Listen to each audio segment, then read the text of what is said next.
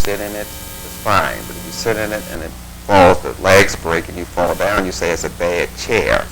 But a chair is neither bad nor good. It's according to how you use it. Money is neither bad nor good. It's according to how you use money.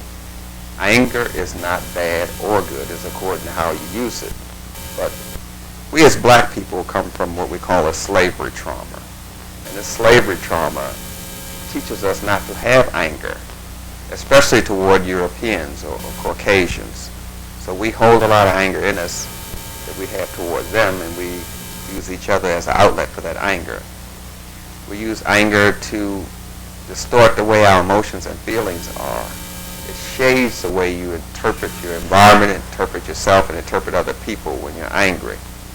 So you have to learn how to manipulate it and use it just as well as the Europeans and Caucasians manipulate and use anger toward us. We have to be able to manipulate and use anger for our own benefit. It helps you get things done. It's all right to be angry if someone has burnt your house or something destructive has occurred to you. That anger is all right. You have appropriate anger and inappropriate anger. And the thing is to learn when it's appropriate to be angry. Some people express their anger with food. They eat when they're angry. Some people express their anger at baseball games or basketball games. Some people use soap operas or talk shows as an outlet for their anger in their relationships. Or people use miniature forms of anger. Like if you're going out with someone, they may delay you or be a little late coming to a meeting, or cause to be a little late leaving. That's what we call miniature anger. So they're expressing anger towards you in very subliminal forms that you may not be aware of, and they may not be aware of. I'm not saying that people are totally conscious of themselves 100% of the time, at all times, in all places, in all situations. People are not that conscious of their anger, nor they're conscious of yours, but we use anger to beat each other up and batter each other. But if we don't learn how to manipulate and use it in a positive way, it can be very destructive in a relationship. Anger is hereditary. Anger is passed down from us. Racial anger, and it's anger from your mother, from your father, from your grandmother and grandfather. Anger is hereditary, and it's just passed down to us, and we're not aware of that. And we abuse ourselves because we're not aware of how to use these emotions in a positive way. We're angry at the failure of our race to liberate itself from oppression. We're angry at prejudice. We're angry about slavery. We have a lot of anger, and it's justifiable anger, but we have to learn to use it in a positive way, such as using herbs sometimes to calm us when we're angry, such as chamomile or catnip or hops or kava kava or valerian, those calmative, sedative type herbs that help calm us down when we're too angry. We're not able to control it in a rational way. So what we're going to do now is look at some of the specific. Here are some of the things you have to do to protect yourself around people who are not able to control their anger. They may get violent, they may hit you, they may hurt you, they may hurt themselves. So you have to protect yourself. Physical safety comes first. Realize that you have the right to be treated with respect around an angry person. Don't accept responsibility for your partner's or your friend's anger. Their anger is their responsibility, and they have to resolve it. Watch your own anger. Don't get angry when they get angry, because that escalates the anger. Don't become too angry yourself, but also don't become an angry avoider. Don't isolate yourself. Get support from others. The person gets angry, we tend to go in another room, tend to not to be social, and that's not good. That will make you depressed. Think about what the angry person gains from his or her anger. You want to understand how the anger benefits them, how it benefits you, and how does it serve Ma'at. Learn how you've been affected by your partner's anger. Sometimes we mold our emotions and we become a codependent and sponsor their anger. Think seriously about leaving if your partner won't or cannot change. You're not in the relationship to be a therapist. So you have to understand that and accept that responsibility, or else you're a silent participator in someone else's anger. Now, if you want to get rid of anger, you have to challenge your old thoughts that keep you angry.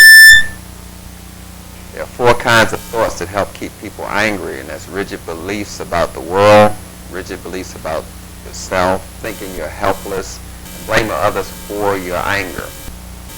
The rigid belief is like you can't trust the world, people are dishonest, you never can believe or trust a man or a woman. It's a cruel world, you have to fight to stay alive. These are rigid beliefs. A belief is something that has to be just as flexible as your emotions.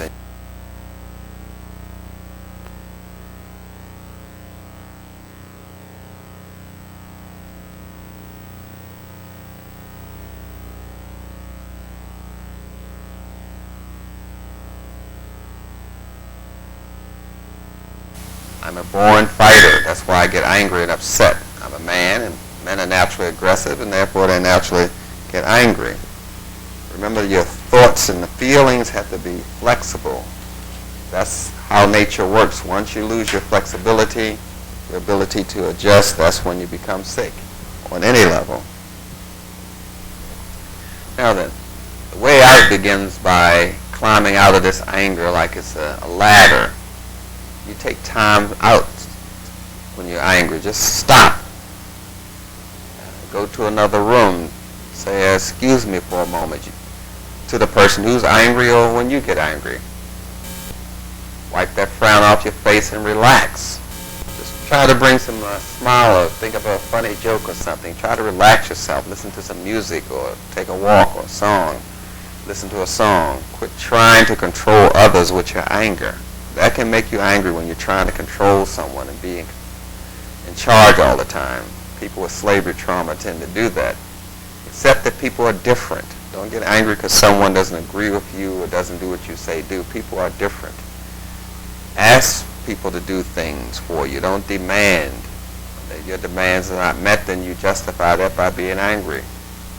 Reward, don't punish or threaten. The world is built around rewards and punishments, and you have to learn how to use them. Speak quietly and don't curse. You don't want to curse yourself, and you don't want to curse others. That will help you get into anger. Be responsible for everything you say and do. Don't say the devil made me do that. It is your responsibility. Treat others with respect, and that will stop the person from getting angry with you, and you get from getting angry with yourself. Tell others what bothers you. Be direct, specific, and polite. Use I statements. I don't feel good about this. This doesn't please me. Be specific. Then people understand how to satisfy your demands or whether they want to agree with you or not because you're specific. And it's true. Angry people come from angry families. The single most common cause of severe anger is an angry home. Kids learn how angry they should be from their parents. They learn when to get angry and how much, and it's called modeling. You are taught feelings and emotions. It's not something you're born with. Your parents teach you. So if you sit in a room and look at TV, that'll make you happy. If you do this will make you sad, and people teach you emotional responses. Severely angry families do things differently from normal ones. They have 3 destructive habits. They think a lot of anger is normal and expected. Nobody listens until you get angry. So they raise their voice, start fussing and cussing. That's when people pay attention to you. They try to solve their problems with anger. Those are 3 most common things that angry families have. And black folks are very angry. We have to get a grip on this in our village. And we have a lot of things to be angry about. That's the main thing you have to understand, but we have to learn how to channel that correctly. In angry families, a lot of anger is normal and expected. Anger has one great value. Anger is a sign that something is wrong. It's pointing to some kind of adjustment that you need to make in your life, or make with others, or make in your relationships.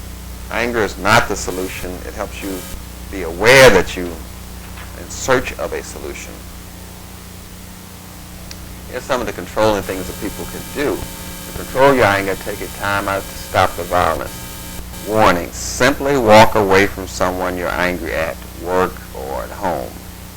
You've got to do things during the timeout that will cool you down. It's just not enough to walk out the room or sit in your car or listen to some music. You have to make a plan of what you're going to do to overcome your anger, or better, be able to manipulate it.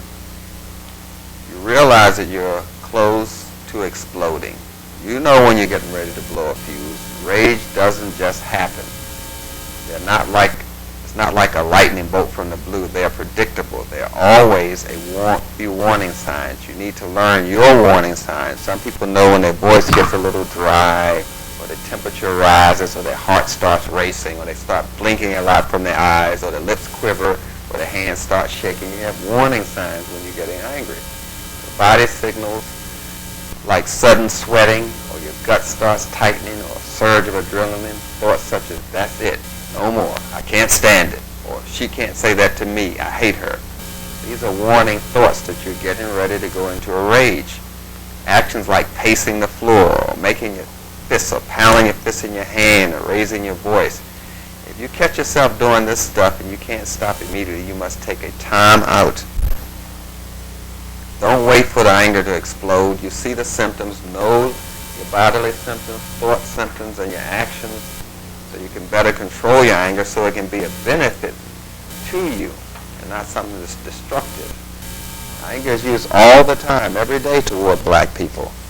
And we're taught that we are not supposed to be angry. But certain things you have to get done in this world, you need anger to get it done. To control your anger, take a time out to stop the violence. You leave. Tell the person that you're really upset with. Tell him.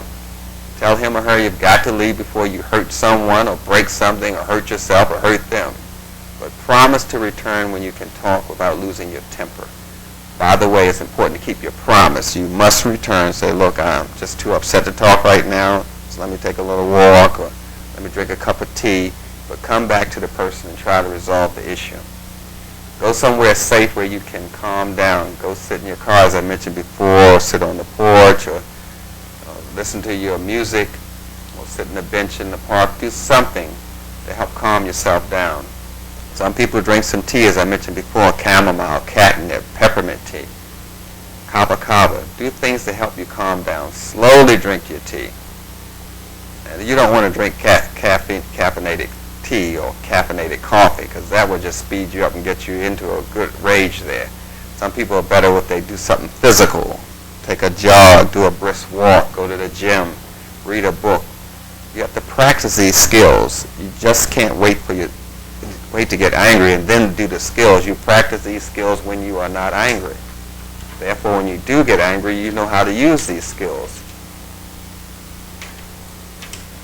To control your anger, take a time out to stop the violence. Let yourself relax. Let go of that out of control feeling. Take your time. I'll say more about relaxation a little later, but there are many techniques. Some people like to deep breathe to relax.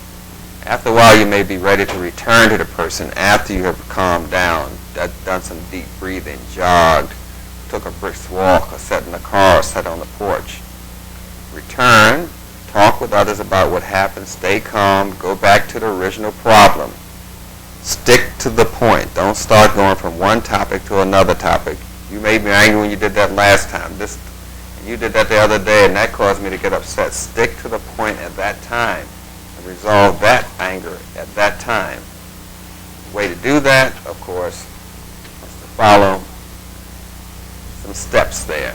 As I mentioned before, be direct. No more cold shoulders. Some people get angry with you and they give you the silent treatment. They stop talking to you. They ignore you. Don't lecture the person. Just tell the truth. Say, I'm angry because you said this, or you didn't come home when you said you would. Stick to the point. Be direct. That's it. When you tell a person why you're angry, that's it. Don't give them a lecture about what they need to do. Or they shouldn't do that. Just say, you made me angry because you didn't do this. And that's it. Be specific, don't be vague. Like, you kind of, sort of, you know what I mean. You have to be nicer. That's too vague. Say, if I get angry, you should say to me, I think you're getting angry. Maybe you should take a time out. Be specific. And be polite. You must practice good manners with each other. Good manners are not meant for strangers. It's people that you meet in public. Good manners starts in your relationship. Say please and thank you to each other. That will help stem this anger. I'm going to show you some preventing resentful feelings here.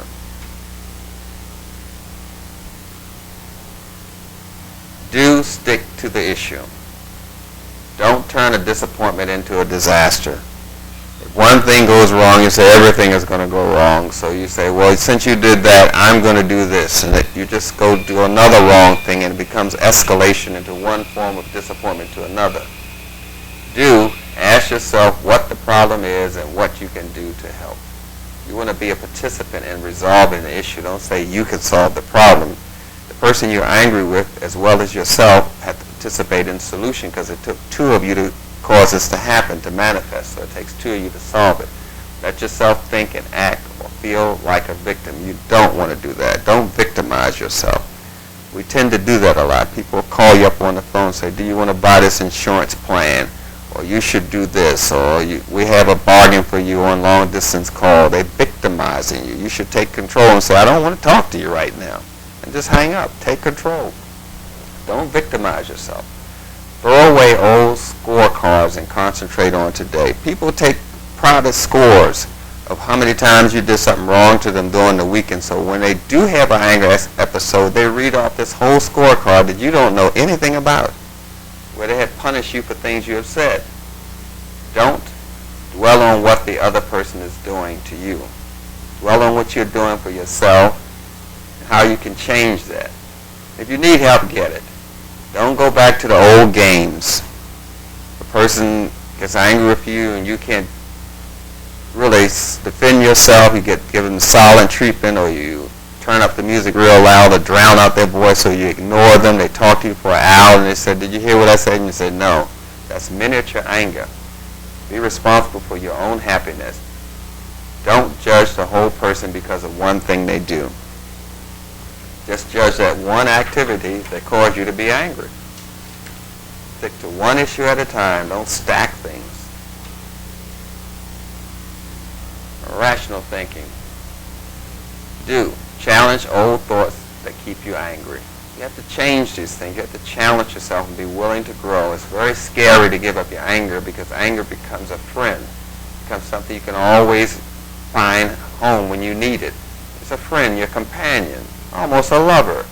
And you don't want to do that. You have to challenge yourself to throw out the old garbage. Think anti-anger thoughts. Don't awfulize. This is an awful thing. Our relationship is awful. It's just awful to talk to you about certain things. You're so touchy. Or you're just a bad person. It's just not in you to change. That's devilizing, we're calling it.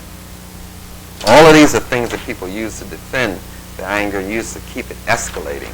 You have to set certain goals, stay calm. That's the goal. You want to stay calm. That's the goal. Raise this up some for you. Calm, at ease, quiet, serene, peaceful, composed, cool-headed, tranquil, relaxed, patient, steady, poised. None of that's going to happen when you're angry. This is just some dream. What you want to do is say, I have anger. I don't know how to use it properly. Let me figure out ways to use anger properly. Don't go to the extreme where you're trying to be calm, and then you get angry yourself for not being able to be calm, and that justifies you for being angry. It's like a never-ending wheel. Those are two kinds of calm. Calm, almost never getting angry. The other calm is learning how to express yourself better even when angry. That's the calm you want. There's nothing wrong with being angry and talking to people when you're angry, but you want to be able to express yourself and let the other person express themselves when you're angry. As we mentioned before, some relaxation skills that you can use to diffuse anger. You can soften your eyes when you're talking to people. Don't glare, staring or squinting. Look at the person above their eyebrows and look at their third eye. Don't stare them in the eyes. It's too threatening. Let the small muscles around your eyes relax. Every time you start to tense up, go right back to your eyes. Make it a habit. Look above the person. Look at their eyebrows or at their third eye or at their ears, but don't look them in the eyes. It's too stressful and it's intimidating. And don't point. If you're going to point with 2 fingers. Softer. Breathe deeply, as I mentioned earlier. Take deep breaths. Breathe in slow, breathe out slow. Count if you have to. Count to 10. Talk normally. Check out your voice. Find your normal speed, loudness, and pitch. If you whisper when you get tense or angry, speak up. If you get loud, quiet down. The thing is to maintain flexibility. If you're trying to stay calm and keep a whisper voice and your voice gets high, then you could be angry with yourself, which means you have a reason to be angry with the other person, because it's their fault that made you angry anyway and got you hollering. You go right into that merry-go-round of anger. Tighten up a few muscles, then relax them. Tense your shoulders, relax them. Tense your legs, relax them. Do this with the ones that seem the most tight. Breathe calmly as you do this. Think relaxing thoughts. Repeat these thoughts to yourself. For example, I will relax right now. I can stay in control. Just relax. It won't solve the issue if you run away from the anger. If you try to, hate starts out as anger. This anger that you don't diffuse, it escalates into hate. Strength. Hatred is strong. This is anger that's what we call sealed over. You've used it so long that it's sealed over. You can't get out of your anger and no one can get in to help you solve it. You seal it over and now it becomes hatred. You don't hate somebody a little. Hate is thorough. It's 100%. You can't give a little hate. When you give hate, you give it all. You may vary the flavor from raspberry to strawberry, but it's still a flavor, and the flavor is hate. So don't get confused by that or confused by it. Hate is hate, and it's also a feeling, a thought, an emotion that you can manipulate and control. There's nothing wrong with it. You just have to learn how to use it positively. There's nothing wrong with hating someone who goes around killing children. It's a good feeling, but you have to learn how to use it in a positive way. Emotions are not the problem. You are the problem. Great emotion. The person who hates is dealing with an emotion as powerful and demanding as love. Threat. The person we hate seems to be a major threat to our lives, our values, or what we own. He or she is bad because of this. Hate, and it's like having a pocket full of bowel movement, and you walking around waiting to throw your hate on someone, and you haven't met that someone to throw the hate on. So meanwhile, you funky, you stink, because you got the hate in your pocket. That's what hate is, and it just makes your whole personality smell a different way, give off a different vibration, as we say today. Time. Hate builds up over time. Sometimes it develops slowly, sometimes fast. Once built, though, it lasts. Sometimes it sticks around a lifetime. You may be able to get rid of maybe 70-80% of your hate, but 20% of it is going to stay with you all your life. The inability to let go. Hate hangs around like a boring dinner guest. It's awful hard to let go of hate, even when you want to. The thing is to learn how to use it in a positive way. Then you don't have to let it go. Hate can sometimes give you the emotional drive you need to get things done.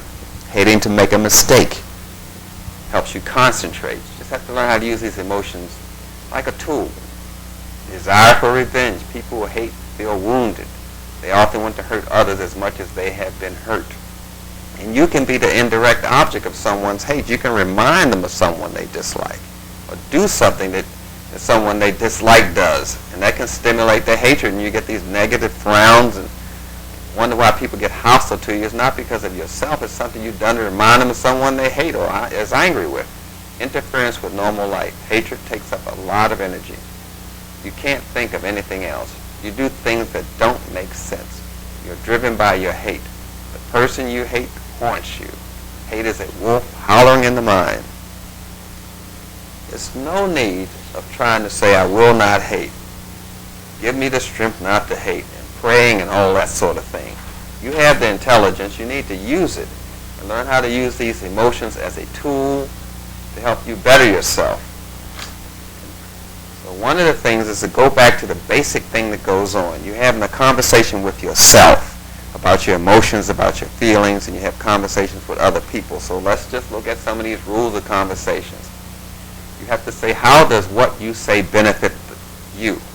How does what you say benefit the other person? How does what your words and behaviors, how do they benefit ma'at? The objective is what you say to someone should benefit you, should benefit that person, and benefit ma'at, or else you shouldn't say it. Did you say what you said to hurt your friend or your mate? What did you think you were saying when you said what you said? Do you say it because you wanted to argue? You were angry with yourself, your mate, your relationship, or because you do not have enough intelligence to say it another way? Sometimes we just don't have the ability to say it another way. It's like hitting a child. It's the inability of the adult. The adult has run out of enough intelligence to manipulate a child, so anger and hitting the child is their way of justifying them not having enough parenting skills. What was it, your attitude and facial expression and tone of voice and body language when you were talking to yourself, or you were talking to someone else when you were angry or had some hatred about them? How did you feel while you were saying it? In an argument, do you pause between short sentences? Do you raise your voice, cry, get nervous, tense, point your finger, constantly interrupt the other person, feel hurt or upset? That's going to trigger your anger. That's going to trigger your hatred. Do you argue as a way to punish yourself or manipulate yourself or other people? Do you agree? Do you argue to get attention?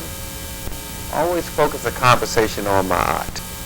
And how you do that is saying, how does this benefit me? How does this benefit the other person? How does this serve ma'at? How does what I said benefit the other person? And how does it benefit me? How does it serve ma'at? Ask yourself those questions, and that helps you to control your anger and better manipulate it.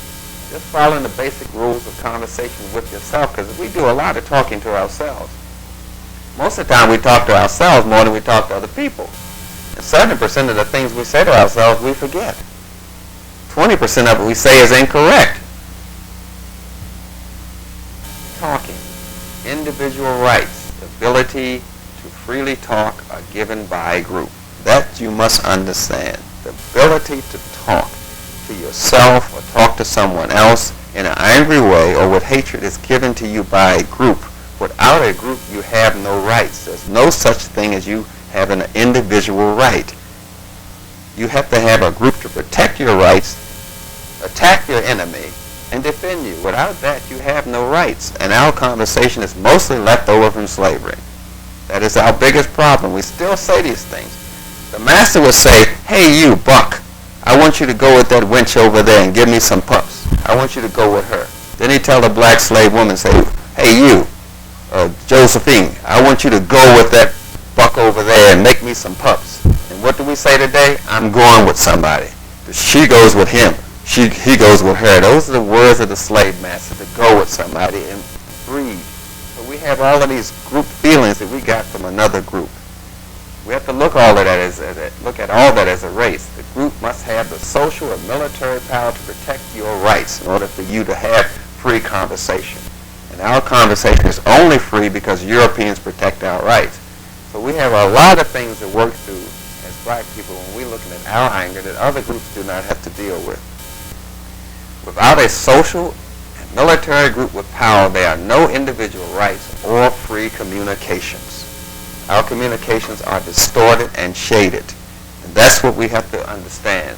Our communications between man and woman and child and adult, and our communication as a race is controlled by another group. That puts a lot of anger in us. And that is one thing we have to learn how to manipulate and control. A person must have total control over their culture to find their self, their life, their spirituality, and solve their problems. Without that, there's no such thing as a free conversation. Most of the time we argue with each other, angry with each other because of the whiteness in us.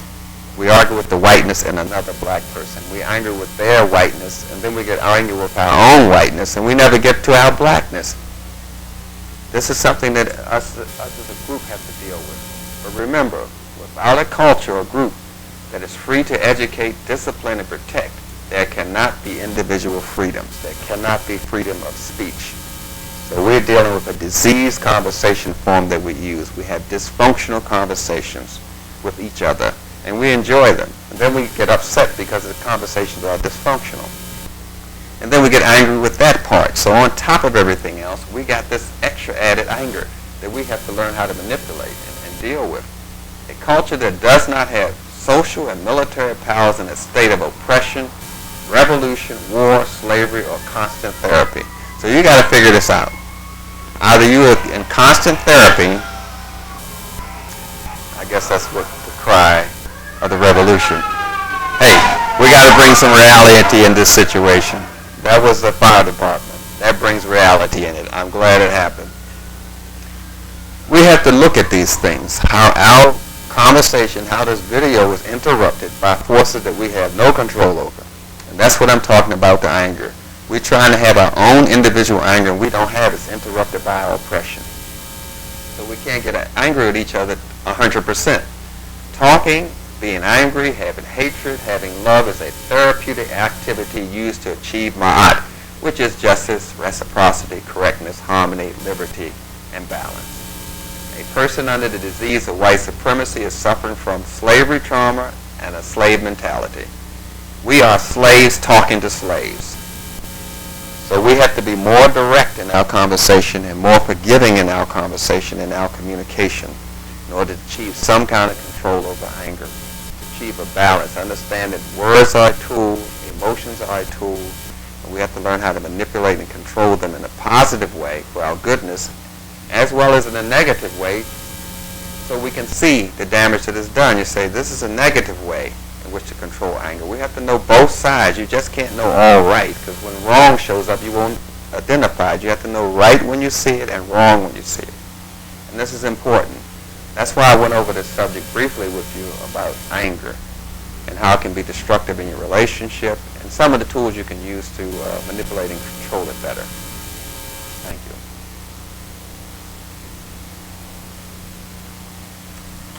How long was that?